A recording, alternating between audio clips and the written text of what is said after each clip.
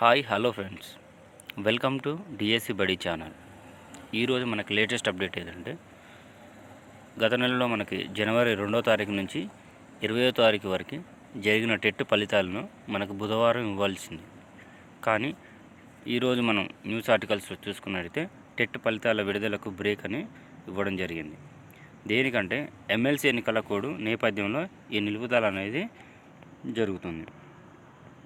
TET ఫలితాల విడుదలకు break పడింది. ఎమ్మెల్సీ ఎన్నికల కోడ్ నేపథ్యంలో ఫలితాల విడుదల నిలిచిపోయింది. టెట్ పరీక్షలను జనవరి 2 నుంచి 20 వరకు ఆన్లైన్లో నిర్వహించారు. ముందుగా ప్రకటించిన షెడ్యూల్ ప్రకారం బుధవారం ఫలితాలు విడుదల చేయాల్సి ఉంది. ఇంతలోనే టీచర్ ఎమ్మెల్సీ ఎన్నికల కోడ్ అమల్లోకి వచ్చింది. కాగా ఫలితాలను విడుదల చేయాలన్నా వద్దా అనే అంశంపై పాఠశాల విద్యాశాఖ వర్గాలు ప్రభుత్వం నుంచి స్పష్టత కోరాయి. ప్రభుత్వం నుంచి ఎలాంటి స్పష్టత రాలేదు. దీంతో ఫలితాల విడుదలపై సస్పెన్స్ కొనసాగుతుంది.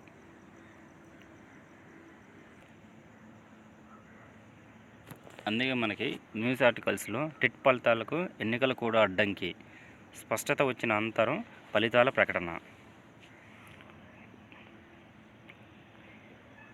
అయితే గత నెల జనవరి 2 నుంచి 20 వరకు టెట్ పరీక్షలను ఆన్లైన్లో నిర్వహించిన విషయం తెలిసిందే. ముందుగా ప్రకటించిన షెడ్యూల్ ప్రకారం మనకి బుధవారం ఫలితాలను విడుదల చేయాల్సి ఉంది.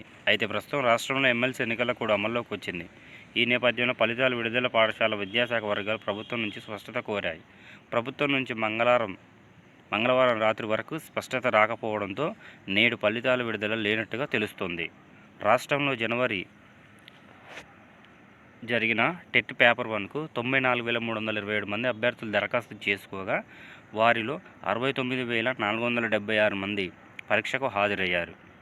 పేపర్ 2 గణితం, సైన్స్కి 93,263 మంది దరఖాస్తు చేసుకుంటే వారిలో 69,390 మంది పరీక్షకు హాజరు కాగా, సోషల్కి 88,163 మంది గాను 66,412 మంది పరీక్షకి హాజరయ్యారు.